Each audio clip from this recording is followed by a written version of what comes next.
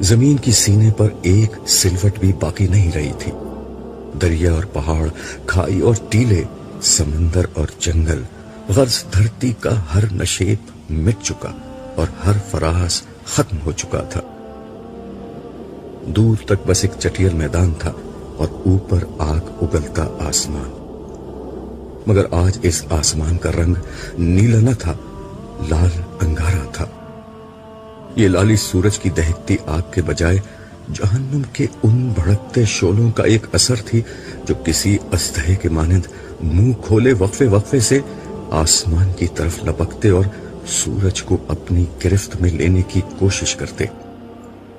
جہنمی شعلوں کی لپک کا یہ خوفناک منظر اور بھڑکتی آگ کے دہکنے کی آواز دلوں کو لرزا رہی تھی۔ لرزتے ہوئے یہ دل مجرموں کے دل تھے، یہ غافلوں، متکبروں، ظالموں، قاتلوں اور سرکشوں کے دل تھے، یہ زمین کے فرعونوں اور جباروں کے دل تھے، یہ اپنے دور کے خداؤں اور زمانے کے ناخداؤں کے دل تھے، یہ دل ان لوگوں کے تھے جو گزری ہوئی دنیا میں ایسے جیے جیسے انہیں مرنا نہ تھا، مگر جب مرے تو ایسے ہو گئے گویا کبھی دھرتی پر بسے ہی نہ تھے۔ یہ خدا کی بادشاہی میں خدا کو نظر انداز کر کے جینے والوں کے دل تھے، یہ مخلوق کے خدا پر اپنی خدائی قائم کرنے والوں کے دل تھے، یہ انسانوں کے درد اور خدا کی یاد سے خالی دل تھے۔ سو آج وہ دن شروع ہو گیا جب ان غافل دلوں کو جہنم کے بھڑکتے شعلوں اور ختم نہ ہونے والے عذابوں کی غذا بن جانا تھا۔ وہ عذاب جو اپنی بھوک مٹانے کے لیے پتھروں اور ان پتھر دلوں کے منتظر تھے۔ آج ان عذابوں کا یوم العید تھا کہ ان کی ازلی بھوک مٹنے والی تھی۔ ان عذابوں کے خوف سے خدا کے یہ مجرم کسی پناہ کی تلاش میں بھاگتے پھر رہے تھے، مگر اس میدان حشر میں کیسی پناہ اور کون سی عافیت! ہر جگہ آفت، مصیبت اور سختی تھی، اور ان پتھر دل مجرموں کی ختم نہ ہونے والی بدبختی تھی۔ خبر نہیں اس حال میں کتنے برس، کتنی صدیاں گزر چکی ہیں۔ یہ حشر کا میدان اور قیامت کا دن ہے، نئی زندگی شروع ہو چکی ہے، کبھی ختم نہ ہونے کے لیے۔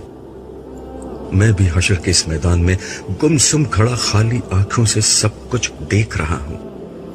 میرے سامنے انگنت لوگ بھاگتے دوڑتے گرتے پڑتے چلے جا رہے ہیں، فضا میں شعلوں کے بھڑکنے کی آواز کے ساتھ لوگوں کے چیخنے چلانے، رونے پیٹنے اور آہوازاری کی آوازیں گونج رہی ہیں۔ لوگ ایک دوسرے کو برا بھلا کہہ رہے ہیں، گالیاں دے رہے ہیں، لڑ جھگڑ رہے ہیں، الزام تراشی کر رہے ہیں، آپس میں گتھم گتھا ہے۔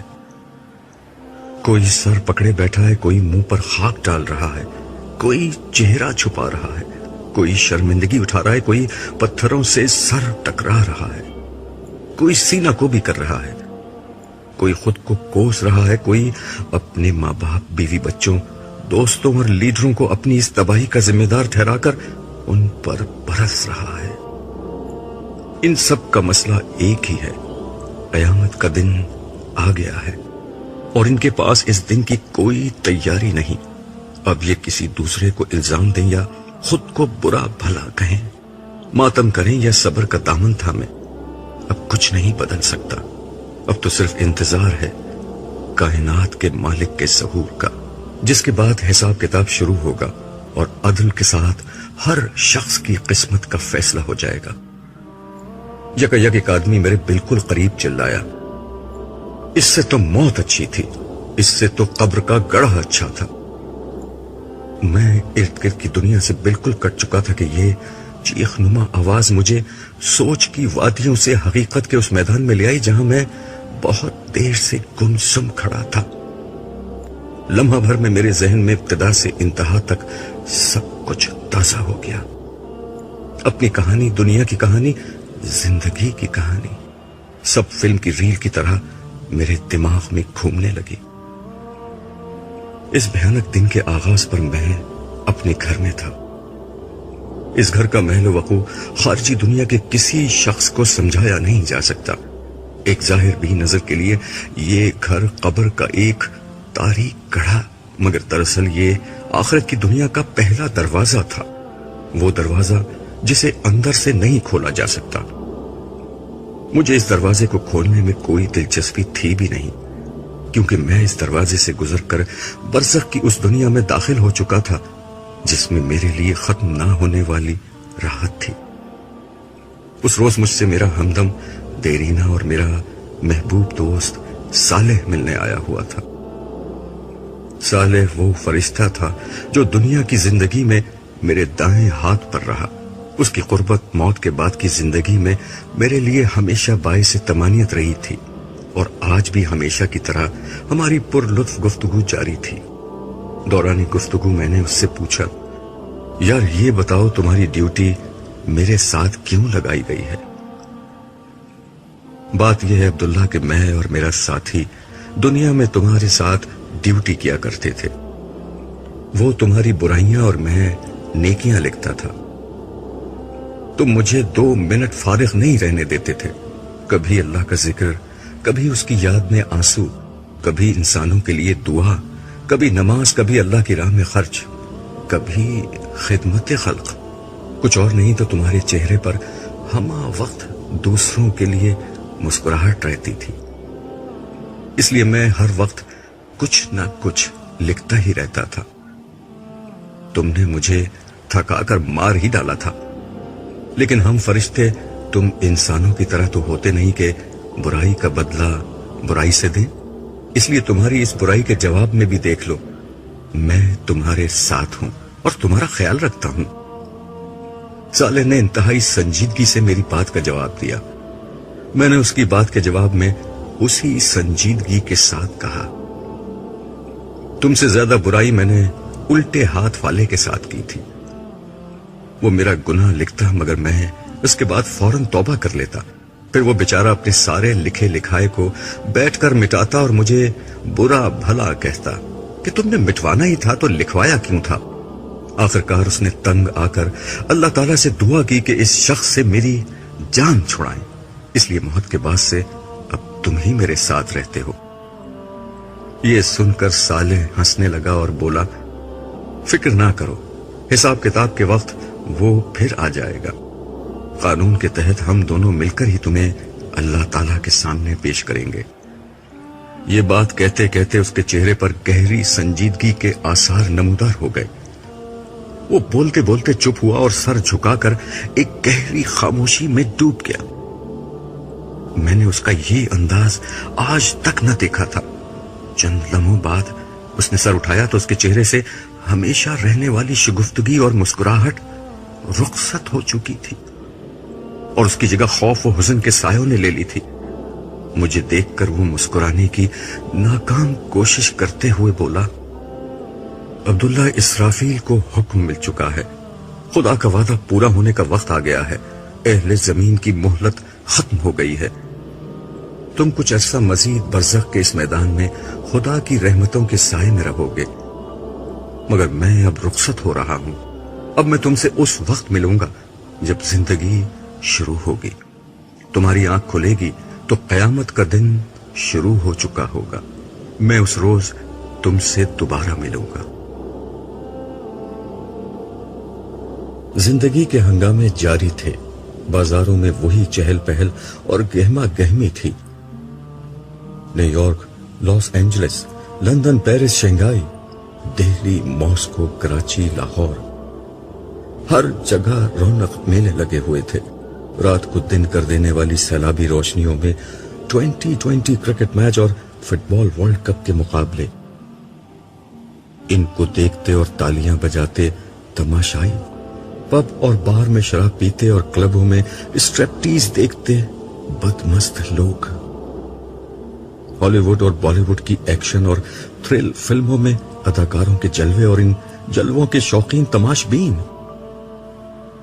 فلموں، ڈراموں، اسٹیج ٹی وی، بیلے ڈانس اور فیشن شوز میں تھرکتی مٹکتی اپنے جسم کی نمائش کرتی ماڈلز اور اداکارائیں، اور اس نمائش سے اپنی تجوریاں بھرتے سرمایہ دار، نئے دور کے نئے فاتحین عالم۔ ملٹی نیشنل کمپنیوں کے مالکان اور ان کو اپنا علم و ہنر بیچ کر اپنے مستقبل کے خواب بننے والے باصلاحیت نوجوان، میڈیا کی چمک دمک، صحافت کے مرچ مسالے اور بازار سیاست کے ماند نہ پڑنے والے مکر و فریب کے ہنگامے، بازاروں میں گھومتے اور خریداری کرتے مرد و خواتین اور ان کو بلاتی رجھاتی دکانیں اور دکاندار، عمرہ کے عشرت قدوں میں گونجتے ساز و آواز، غربا کے جھونپڑوں میں فخر و افلاس، شادی کی تقریبات میں خوشی کے نغمے، جنازوں اور ہسپتالوں میں غم و علم کے سائے، خدا کے نام پر اپنے مفادات کا تحفظ کرتے اہل مذہب، غریبوں اور ان کے مسائل سے ہمیشہ کی طرح بے نیاز اہل ثروت، کرپشن کی ناپاک کمائی سے اپنی جیبیں بھرتے سرکاری ملازم اور ملاوٹ و ذخیرہ اندوزی سے اپنی تجوریاں بھرتے حرام خور تاجر، عوام کا استحصال کرتے اہل اقتدار اور دنیا پر اپنا غلبہ قائم رکھنے کے منصوبے بناتی سپر پاورز، سب اپنے اپنے مشغلوں اور کاموں میں مگن تھے۔ اہل زمین جو ہمیشہ سے کرتے آئے تھے وہی کر رہے تھے، ظلم و فساد کی داستانیں، دھوکہ و فریب کی کہانیاں، حرص و ہوس کی دوڑ، غفلت اور سرکشی کے رویے، خدا اور آخرت فراموشی، سیاسی ہنگامے، معاشی جد و جہد، مذہبی جھگڑے، طبقاتی کشمکش، ہر چیز ہمیشہ کی طرح جاری تھی۔ پیغمبر تو صدیوں پہلے آنے بند ہو گئے تھے، ایگریکلچرل ایج انڈسٹریل ایج سے بدلی اور انڈسٹریل ایج انفارمیشن ایج سے، مگر انسانی رویے نہیں بدلے، ان کے غم بھی نہیں بدلے، وہی کاروبار اور روزگار کی پریشانیاں، وہی عشق و محبت کی ناکامیاں، وہی موت اور بیماری کے مسائل۔ اس وقت بھی انسانوں کے ہاں ہر غم تھا سوائے غم آخرت کے، ہر خوف تھا سوائے خوف خدا کے۔ آسمان کی آنکھ یہ دیکھ رہی تھی کہ خدا کی زمین کو ظلم و فساد سے بھر دینے والا انسان اب دھرتی کا ناقابل برداشت بوجھ بن گیا ہے، تو انسان کو بار بار ہلایا گیا، نبی و آخر زمان کی پیش گوئیاں پوری ہونے لگی، ننگے پاؤں بکریاں چرانے والے عربوں نے دنیا کی بلند ترین عمارتیں بنا لی، مگر انسانیت ہوش میں نہیں آئی۔ نوح کے تیسرے بیٹے یافس کی اولاد یعنی یاجوج و ماجوج کی نسل دنیا کے پھاٹکوں کی مالک بن گئی۔ عظمت کی ہر بلندی سے یہی یاجوج و ماجوج ساکنان دنیا پر یلغار کرنے لگے۔ برطانیہ، روس، امریکہ اور چین ایک کے بعد ایک دنیا کے اقتدار کی مسند پر فائز ہوتے گئے۔ آسمانی صحیفوں کی تمام پیشگوئیاں پوری ہو گئیں، مگر انسانیت پھر بھی ہوش میں نہ آئی۔ سونامی آئے، سیلاب آئے، زلزلے آئے، مگر انسانیت غفلت سے نہ نکلی۔ خدا نے انفارمیشن ایج پیدا کر دی، اس کے اجمی بندوں نے نبی عربی کے پیغام کو اٹھایا اور انسانیت پر حجت تمام کر دی، مگر انسانیت پھر بھی نہ سنبھلی۔ قیامت سے قبل قیامت کی منظر کشی آخری درجے میں کر کے انسانیت کو جھنجھوڑ دیا گیا، مگر لوگوں کے رویے میں کوئی تبدیلی نہ آئی۔ سو جسے آخر کار آنا تھا وہ آ گئی۔ اسرافیل نے خدا کا حکم سنا اور سور ہاتھ میں اٹھا لیا، دیکھتے ہی دیکھتے قیامت آ گئی، سورج کی بساط لپیٹ دی گئی، تارے بے نور ہونے لگے، ہمالیہ جیسے پہاڑ ہوا میں روئی کی مانند اڑنے لگے، کوہسار ریگزار بن گئے، سمندروں نے پہاڑ جتنی اونچی لہریں اٹھانا شروع کر دیں، میدان سمندر بن گئے، زمین نے اپنے آتش فشاں باہر اکھل دیے، وادیوں میں آگ کے دریا بہنے لگے، دھرتی نے اپنے سارے زلزلے باہر نکال پھینکے، زمین الٹ پلٹ ہو گئی، شہر کھنڈروں میں بدلنے لگے، عمارتیں خاک ہونے لگیں، آبادیاں قبرستانوں کا منظر پیش کرنے لگی۔ کمزور انسان کی بھلا حیثیت ہی کیا تھی؟ وہ جو کچھ دیر قبل نئے گھر کی تعمیر کے منصوبے بنا رہے تھے، نئی دکان اور نئے کاروبار کی منصوبہ بندی کر رہے تھے، شادی اور نکاح کی امیدیں باندھ رہے تھے، نئی کار اور نئے کپڑوں کی خریداری کر رہے تھے، اولاد کے مستقبل کی پلاننگ میں مصروف تھے. اپنے تمام ارادے اور سارے عزائم بھول گئے. مائیں دودھ پیتے بچوں کو چھوڑ کر بھاگی. حاملہ عورتوں کے حمل گر گئے. طاقتور کمزوروں کو کچلتے اور نوجوان بوڑھوں کو چھوڑتے بھاگنے لگے. سونا چاندی سرے راہ پڑے ہیں, نوٹ ہوا میں اڑ رہے ہیں, قیمتی سامان بکھرا ہوا ہے, مگر کوئی لینے والا, سمیٹنے والا نہیں. گھر, کاروبار, رشتہ دار, ناتا و اسباب سب غیر اہم ہو چکے ہیں. ہر نفس صرف اپنی فکر میں ہے. آج انسان سب کو بھول گیا ہے, صرف ایک خدا کو پکار رہا ہے, مگر کوئی جواب نہیں آتا. دہریے اور ملحد بھی نام خدائی کی دہائی دے رہے ہیں, مگر کوئی جائے عافیت نظر نہیں آتی. بربادی کے سائے پیچھا نہیں چھوڑ رہے. موت ہر جگہ تعاقب کر رہی ہے. مصیبت نے ہر طرف سے گھیر لیا ہے. آخرکار زندگی موت سے شکست کھا گئی. زندگی ختم ہو گئی, مگر اس لیے کہ زندگی کو اب شروع ہونا تھا. ہوا کی تیز سرسراہٹ کی آواز میرے کانوں میں آنے لگی. بارش کی کچھ بوندیں میرے چہرے پر گری. مجھے ہوش آنے لگا. میں بہت دیر تک اٹھنے کی کوشش کرتا رہا, مگر میرے حواس مکمل طور پر بیدار نہ ہو سکے. کافی دیر میں اسی حال میں رہا. اچانک میرے کانوں میں ایک مانوس آواز آئی, عبداللہ اٹھو, جلدی کرو. یہ میرے ہمدم دیرینہ, میرے یار غار صالح کی آواز تھی. اس کی آواز نے مجھ پر جادو کر دیا اور میں ایک دم سے اٹھ کھڑا ہوا. میں کہاں ہوں؟ یہ میرا پہلا اور بے ساختہ سوال تھا. تم بھول گئے میں نے تم سے کیا کہا تھا. قیامت کا دن شروع ہو گیا ہے. اسرافیل دوسرا سور پھونک رہے ہیں. اس وقت اس کی صدا بہت ہلکی ہے. ابھی اس کی آواز سے صرف وہ لوگ اٹھ رہے ہیں جو پچھلی زندگی میں خدا کے فرما برداروں میں سے تھے. اس نے میرا کندھا تھپکتے ہوئے کہا. اور باقی لوگ؟ میں نے اس کی بات کاٹ کر کہا. تھوڑی ہی دیر میں اسرافیل کی آواز بلند ہوتی چلی جائے گی اور اس میں سختی آ جائے گی. پھر یہ آواز ایک دھماکے میں بدل جائے گی. اس وقت باقی سب لوگ بھی اٹھ جائیں گے, مگر وہ اٹھنا بہت مصیبت اور تکلیف کا اٹھنا ہوگا. ہمیں اس سے پہلے ہی یہاں سے چلے جانا ہے, اس نے تیزی سے جواب دیا. مگر کہاں؟ یہ سوال میری آنکھوں سے جھلکا ہی تھا کہ صالح نے اسے پڑھ لیا. تم خوش نصیب ہو عبداللہ, ہم عرش کی طرف جا رہے ہیں. وہ تیزی سے قدم اٹھاتا ہوا بولا. پھر مزید تفصیل بتاتے ہوئے اس نے کہا, اس وقت صرف انبیاء, صدیقین, شہداء اور صالحین ہی اپنی قبروں سے باہر نکلے ہیں. یہ وہ لوگ ہیں جن کی کامیابی کا فیصلہ دنیا ہی میں ہو گیا تھا. یہ وہ لوگ ہیں جنہوں نے خدا کو بن دیکھے مان لیا تھا, اسے چھوئے بغیر پا لیا تھا, اور اس کی صدا اس وقت سن لی جب کان اس کی آواز سننے سے قاصر تھے. یہ لوگ اس کے رسولوں پر ایمان لائے اور ان کی نصرت اور اطاعت کا حق ادا کر دیا. ان کی وفاداری اپنی مذہبی شخصیات, اپنے لیڈروں, اپنے فرقے کے اکابرین اور اپنے باپ دادا کے عقائد اور تعصبات سے نہ تھی, بلکہ صرف اور صرف خدا اور اس کے رسولوں سے تھی.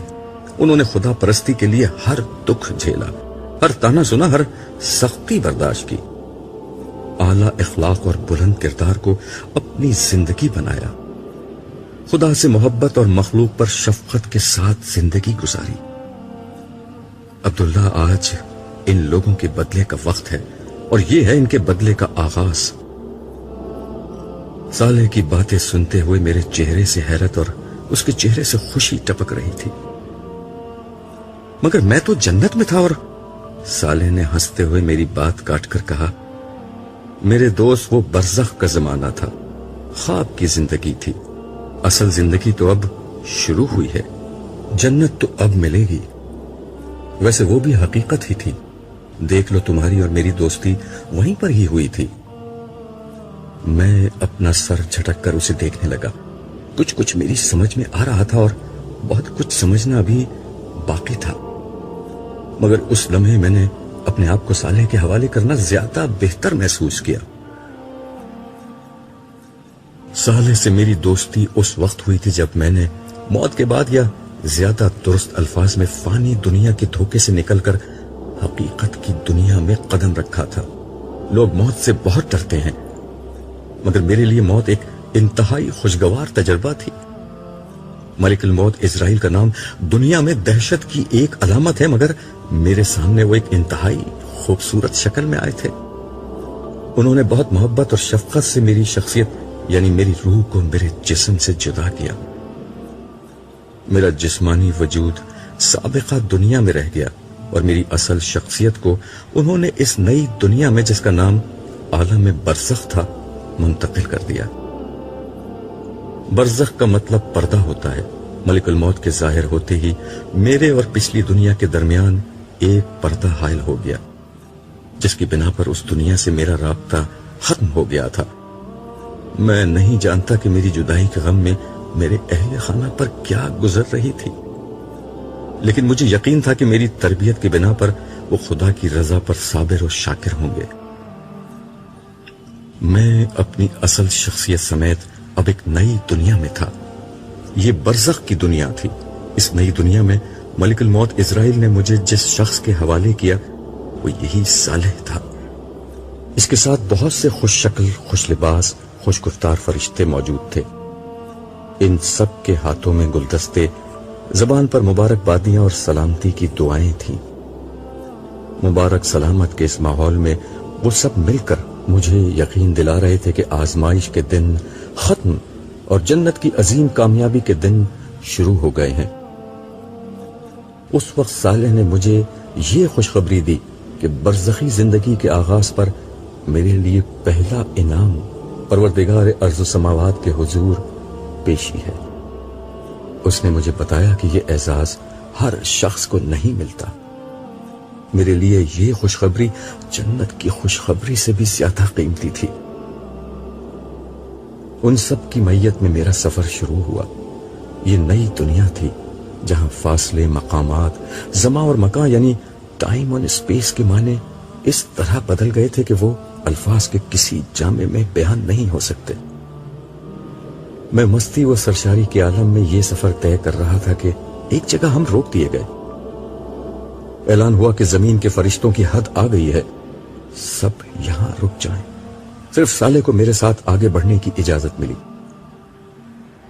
عالم سماوات کا سفر شروع ہوا۔ جلد ہی ہم ایک اور جگہ پہنچ کر رک گئے۔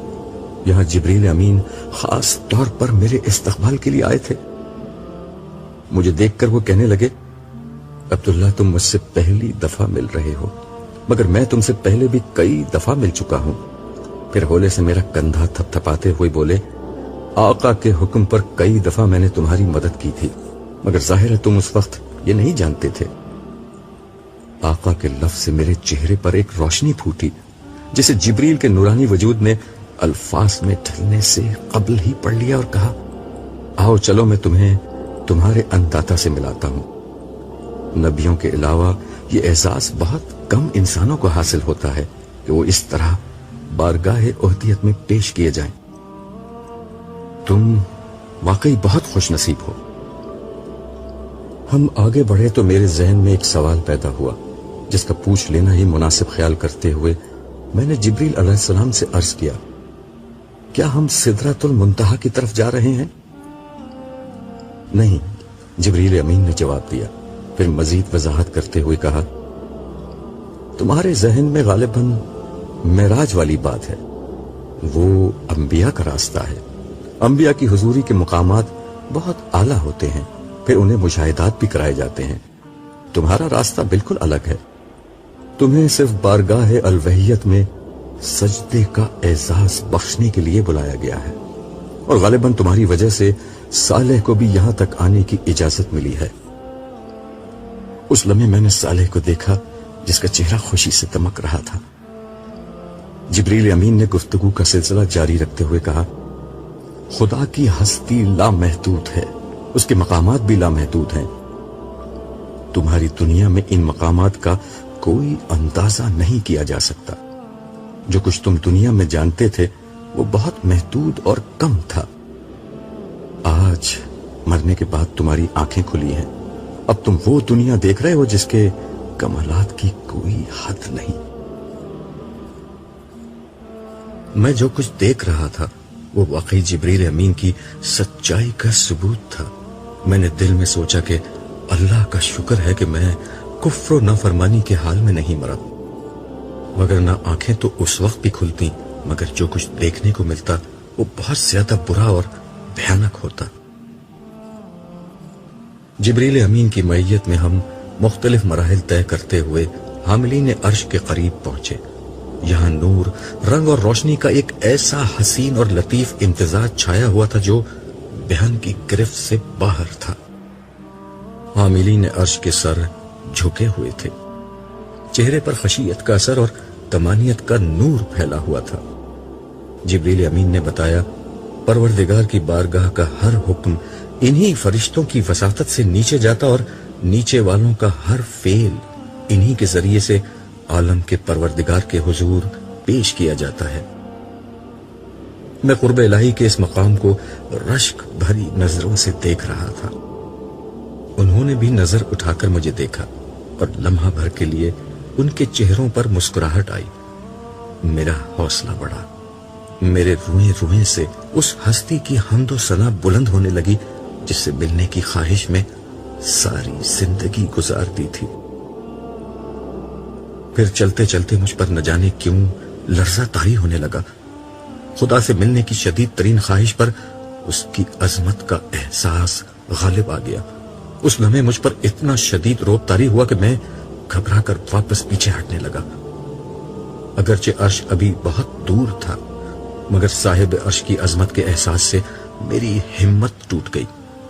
مجھے لگا کہ اس لمحے میرا وجود کرچی کرچی ہو کر فضا میں بکھر جائے گا۔ شاید یہی ہوتا، مگر ایسے میں میرے کانوں میں جبریل امین کی آواز آئی، یہیں سجدے میں گر جاؤ، اس مقام سے آگے صرف انبیاء کرام جاتے ہیں۔ میں اور صالح دونوں سجدے میں چلے گئے۔ جسے بن دیکھے سجدہ کیا تھا، آج پہلی دفعہ اسے دیکھ کر سجدہ کیا تھا۔ دیکھا تو خیر کیا تھا، بس آثار دیکھ لیے تھے۔ یہ سجدہ کتنا طویل اور کتنا لذیذ تھا مجھے نہیں یاد، جس نے سورج کو روشنی کی رتا اور چاند کو نور کی قبا پہنائی، پھولوں کو مہک اور تتلیوں کو رنگ کا لباس پہنایا، تاروں کو چمک کا لہجہ اور کلیوں کو چٹک کی آواز عطا کی، آسمان کو رفعت کا تاج اور سمندروں کو وسعت کا تخت بخشا اور دریاؤں کو بہاؤ کا حسن عطا کیا، اور جس نے انسان کو بیان کا وصف اور نزول قرآن کا شرف بخشا۔ اس کے قدموں میں گزرا ہوا ایک ایک لمحہ ہفتے اقلیم کی بادشاہی سے بڑھ کر تھا، مگر اس لمحے کو تمام ہونا ہی تھا۔ حاملین عرش کی دلکش صدا بلند ہوئی، هو اللہ لا الہ الا ہو۔ یہ اعلان تھا کہ صاحب عرش کلام کر رہا ہے۔ آواز آئی، میں اللہ ہوں، میرے سوا کوئی معبود نہیں۔ ہر سر سے لذیذ تر اس صدا میں وہ سحر تھا کہ میرا وجود سراپا گوش ہو گیا، میرا پورا جسم اور اس کی ہر قوت کانوں اور سماعت میں سمٹ آئی۔ میں مزید کچھ سننے کا منتظر تھا مگر گفتگو میں ایک وقفہ آ گیا تھا۔ مجھے احساس ہوا کہ شاید اب مجھے کچھ کہنا چاہیے۔ جو پہلی بات میری زبان پر آئی وہ یہ تھی، مالک، زندگی میں یہی ایک حقیقت تو جانی ہے۔ میری یہ بات میرے اپنے کان بمشکل سن سکے تھے مگر حاضر و غائب کے جاننے والے اور دلوں کے بھید پا لینے والے تک وہ بات پہنچ گئی تھی۔ جواب ملا، مگر یہ بات جاننے والا ہر شخص یہاں تک نہیں آتا۔ جانتے ہو عبداللہ تم یہاں تک کیسے آ گئے؟ اس دفعہ میرے شہنشاہ کے لہجے کے جہو جلال میں اپنائیت کا رنگ جھلک رہا تھا۔ اس لیے کہ تمہاری زندگی کا مقصد لوگوں کو میرے بارے میں بتانا تھا، میری ملاقات سے خبردار کرنا تھا۔ تم نے میری یاد کو، میرے کام کو اپنی زندگی بنا لیا، یہ اس کا بدلہ ہے۔ آسمان و زمین کے مالک کی گفتگو اور آواز سنتے رہنا میری زندگی کی شدید ترین خواہش بن چکی تھی، مگر ایک دفعہ پھر مالک الملک اپنی بات کہنے کے بعد ٹھہر گئے۔ مجھے محسوس ہوا کہ میرا رب مجھے بولنے کا موقع دے رہا ہے۔ میں نے عرض کیا، کیا میں آپ کے پاس یہاں رک سکتا ہوں؟ مجھ سے کوئی دور نہیں ہوتا، نہ میں کسی سے دور ہوتا ہوں۔ میرا ہر بندہ اور میری ہر بندی جو میری یاد میں جیے وہ میرے پاس رہتا ہے۔ اور کچھ؟ آخری بات سے مجھے اندازہ ہوا کہ ملاقات کا وقت ختم ہو رہا ہے۔ میں نے عرض کیا، میرے لیے کیا حکم ہے؟ حکم کا وقت گزر گیا، اب تو تمہیں حکمران بنانے کا وقت آ رہا ہے۔ فی الحال تم واپس جاؤ، زندگی ابھی شروع نہیں ہوئی۔ میں نے چلتے چلتے عرض کی، آپ قیامت کے دن مجھے بھولیں گے تو نہیں؟ میں نے اس دن کی وحشت اور آپ کی ناراضی کا بہت ذکر سن رکھا ہے۔ فضا میں ایک حسین تبسم بکھر گیا، کھنکتے ہوئے لہجے میں صدا آئی، بھولنے کا عارضہ تم انسانوں کو ہوتا ہے، بادشاہوں کا بادشاہ، تمہارا مالک، تمہارا رب کچھ نہیں بھولتا۔ رہا میرا غصہ تو وہ میری رحمت پر کبھی غالب نہیں آتا۔ تم نے تو زندگی بھر مجھے امید اور خوف کے ساتھ یاد رکھا ہے، میں بھی تمہیں درگزر اور رحمت کے ساتھ یاد رکھوں گا۔ لیکن ایک لمحے کے شاہانہ توقف کے بعد ارشاد ہوا، تمہاری تسلی کے لیے میں صالح کو تمہارے ساتھ کر رہا ہوں، یہ ہر ضرورت کے موقع پر تمہارا خیال رکھے گا۔ یہ تھی میری اور صالح کی پہلی ملاقات کی رویداد اور اس کے ساتھ میرے رہنے کی اصل وجہ۔ عالم برزخ میں میری زندگی جسم کے بغیر تھی، اس میں میرے احساسات، جذبات، تجربات اور مشاہدات کی کیفیت ویسی ہی تھی جیسی خواب میں ہوتی ہے، یعنی غیر مادی مگر شعور سے بھرپور زندگی، جس میں مجھے ان نعمتوں کا مکمل احساس رہتا جو جنت میں مجھے ملنے والی تھی۔ صالح میری خواہش پر وقفے وقفے سے مجھ سے ملنے آتا رہا، ہر دفعہ وہ مجھے نت نئی چیزوں کے بارے میں بتاتا رہتا اور میرے ہر سوال کا جواب دیتا۔ آہستہ آہستہ ہماری دوستی بڑھتی گئی۔ پھر آخری ملاقات میں اس نے مجھے بتایا تھا کہ زندگی شروع ہونے جا رہی ہے اور اب میں اس کے ساتھ میدان حشر کو تیزی کے ساتھ عبور کرتا ہوا عرش کی طرف بڑھ رہا تھا۔ چلتے چلتے میں نے ارد گرد دیکھا تو تا حد نظر ایک ہموار میدان نظر آیا۔ ماحول کچھ ایسا ہو رہا تھا جیسے فجر کی نماز کے بعد اور سورج نکلنے سے قبل کا ہوتا ہے، یعنی ہلکا ہلکا اجالا ہر طرف پھیلا ہوا تھا۔ اس وقت اس میدان میں کم ہی لوگ نظر آ رہے تھے، مگر جو تھے ان سب کی منزل ایک ہی تھی۔ میرے دل میں سوال پیدا ہوا کہ ان میں سے کوئی نبی یا رسول بھی ہے؟ میں نے صالح کو دیکھا، اسے معلوم تھا میں کیا پوچھ رہا ہوں۔ کہنے لگا، وہ سب کے سب پہلے ہی اٹھ چکے ہیں، ہم انہی کے پاس جا رہے ہیں، کیا ان سے ملاقات کا موقع ملے گا؟ میں نے بچوں کی طرح اشتیاق سے پوچھا۔ وہ چلتے چلتے رکا اور دھیرے سے بولا، اب انہی کے ساتھ زندگی گزرے گی۔ عبداللہ، تم ابھی تک نہیں سمجھ پائے کہ کیا ہو رہا ہے۔ آزمائش ختم ہو چکی ہے، دھوکہ ختم ہو گیا ہے، اب زندگی شروع ہو رہی ہے جس میں اچھے لوگ اچھے لوگوں کے ساتھ رہیں گے اور برے لوگ ہمیشہ برے لوگوں کے ساتھ رہیں گے۔ اصل میں بات یہ تھی کہ میں ابھی تک شوق سے نہیں نکل سکا تھا۔ دراصل ابھی تک نئی دنیا کا سارا تعارف عالم برزخ میں ہوا تھا، وہ ایک نوعیت کی روحانی دنیا تھی، مگر یہاں حشر میں تو سب کچھ مادی دنیا جیسا تھا۔ میرے ہاتھ پاؤں، احساسات، زمین آسمان، ہر چیز وہی تھی جس کا میں پچھلی دنیا میں عادی تھا۔ وہاں میرا گھر تھا، گھر والے تھے، میرا محلہ، میرا علاقہ، میری قوم۔ یہ سب سوچتے سوچتے میرے ذہن میں ایک دھماکہ ہوا۔ میں نے رک کر صالح کو دونوں ہاتھوں سے پکڑ لیا۔ میرے گھر والے کہاں ہیں؟ میرے رشتہ دار، احباب سب کہاں ہیں؟ ان کے ساتھ کیا ہوگا؟ وہ نظر کیوں نہیں آ رہے؟ صالح نے مجھ سے نظریں چرا کر کہا، جن سوالوں کا جواب مجھے نہیں معلوم وہ مجھ سے مت پوچھو۔